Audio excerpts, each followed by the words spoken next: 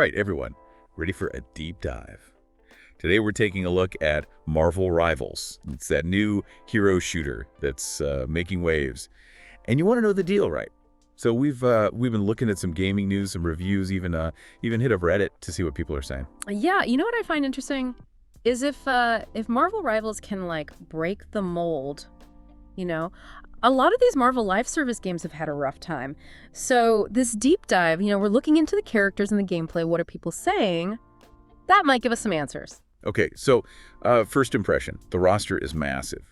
33 playable characters at launch. Like, is that even a thing? For a hero shooter, I mean. Yeah. Especially since they're all free. Like most games, you got to grind forever or pay up for extra heroes. Totally, yeah. Right out the gate, it avoids that whole pay-to-win thing. Yeah. But I think it's more than that. It shows they're going big. This isn't some tiny curated little roster. This is like Marvel saying, hey, we're bringing the whole universe to play. Now, that's a bold move. But the big question is, does the gameplay actually deliver? Let's talk about some of these characters, because they're not just like reskins with different guns. Oh, no way. Like, take Adam Warlock, for example. He can resurrect his whole team, kind of like Mercy from Overwatch, but it's not like a free pass. It seems more tactical, like there are limits on how often you can use it. Oh, so it's not just a copycat. They actually added some strategy to it. Yeah. Okay, that's interesting. I gotta ask about Jeff the Land Shark, though. I mean, come on, a shark hero? That's amazing. It is pretty wild. But his ultimate is what's really turning heads. So he swallows enemies and even allies. He can move around with them inside him before spitting them back out. I mean, think about it. That could totally change how teams, approach objectives or how they escape a bad situation. Like, what if you could just gobble up your teammate who's about to die and, like, drop them off somewhere safe? Whoa. Okay, that's wild. That would make for some seriously chaotic fun. I mean, just in casual play. But not all the characters are getting so much love. The Reddit threads are on fire about Iron Fist. Yeah, that's right. So he can parry almost any attack, and people are saying it's broken, like it makes him too powerful. I mean, he's a master martial artist, so it kind of makes sense for his character. But in a fast-paced shooter, it can be really annoying to fight someone who's basically invincible. That makes you wonder if they went a little too far trying to translate those comic book powers into a balanced game, Yeah, maybe. It kind of shows the struggle all hero shooters face, right? Trying to stay true to the source material, but also make sure the gameplay is fair. It'll be interesting to see what the developers do. Yeah. Because they don't want some characters to just dominate the whole game. And it's not like they just stuck with the A-listers, They even have Squirrel Girl. You wouldn't think she'd fit in a hero shooter, but...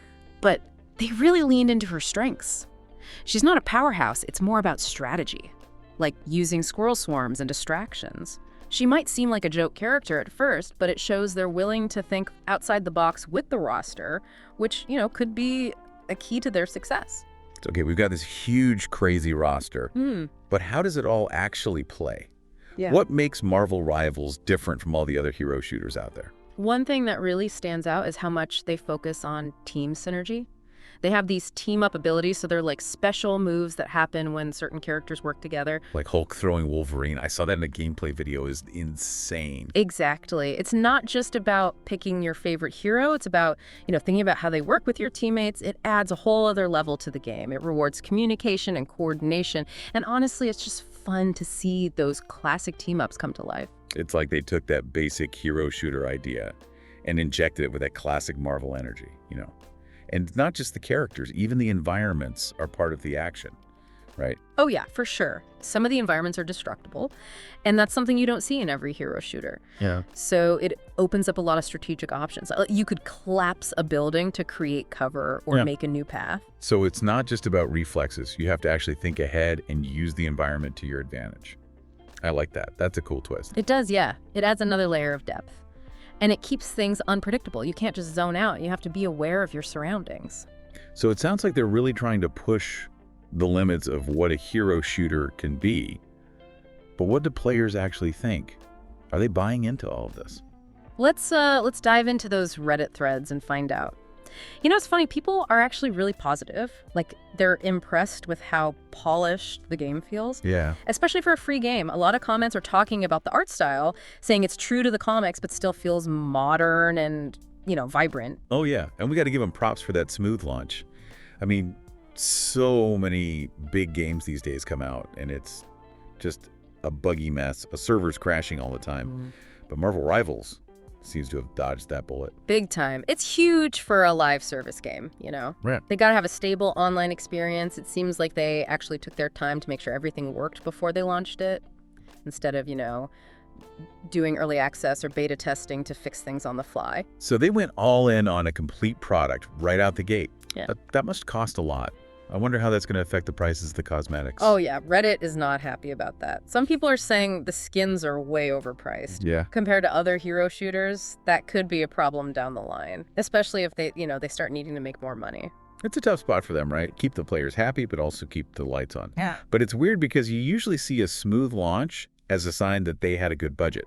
It's almost like they chose good vibes over early access money. Yeah, and those good vibes are working. Everyone's talking about the game. People are even comparing it to Overwatch, but not in the way you might think. You mean not just like comparing the characters and stuff? Right. There's this feeling that Marvel Rivals is doing what Overwatch 2 couldn't. Like, people felt like Overwatch 2 got too complicated and there wasn't enough content. But Marvel Rivals feels fresh. It's like a back-to-basics approach, but it still feels new, So it's like they captured that old school Overwatch magic, that fun team-based gameplay, but then they mixed it with that Marvel stuff. Exactly. And it's working. More and more people are playing. And the community seems excited about the future. Which is huge for any game that's live service. They got to keep those players coming back. But is it just the Marvel name that's carrying them? That's a good question. But from what we've seen, it's more than just a Marvel sticker on a generic game. They're attracting fans of the whole genre, not just hardcore Marvel fans. So they're not just riding on their brand, they're building a real game. Exactly. It's like they took the best parts of Overwatch and Team Fortress 2, threw in some Marvel magic, and made something that feels familiar but also brand new. That's a winning combo for sure. But can they keep it going? The hero shooter market is crowded. There's always someone new trying to take the crown. That's the big question, isn't it? Only time will tell if it can keep this up. Well, let's break it down. What are the challenges and opportunities they're facing? What's going to make or break them in the long run? Well, content is king, right? Especially for a live service game, they gotta keep adding new stuff, new heroes, new maps, new game modes.